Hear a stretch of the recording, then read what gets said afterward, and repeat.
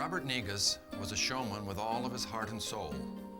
He was a member of the OABA from its inception and on the board of directors for 27 years. Before beginning his career in the carnival business, he served in the United States Air Force. Bob then headed out on the road for 45 years in the carnival business. Bob's grand career was marked by what a happy man he was and how much he loved and respected the carnival industry. He began working for Bill Jones, his uncle, who owned and operated Jones Bingos. He soon managed the bingo, traveling with many carnival companies including World of Mirth, Coleman Brothers, Amusements of America, James E. Straight's shows, Degler shows, and last but not least, Conklin shows. Bob was also the director of marketing for several carnival companies. Bob Negus's life was full and his accomplishments were great. He loved and enjoyed his family. He was a wonderful husband, father, grandfather, and uncle. He was an honest, humble man who will never be forgotten. Bob was a legendary figure known for telling it like it is. He had the foresight and understanding that carnivals and fairs were partners and should work toward the same goals. Bob Negus's career ended in 1998 with his unexpected death. We look back at a happy ending, seeing a man who truly enjoyed his job and his life in the carnival industry. He loved and respected so many of you. He believed in the OABA and the positive impact it had on the outdoor amusement business. We celebrate Bob's life today, knowing the honor of being inducted into the OABA Hall of Fame by his friends would truly please him.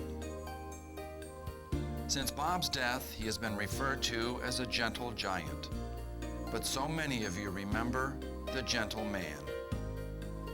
Today we can toast a happy ending for a man who so richly enjoyed his life and his time spent on the OABA Board of Directors.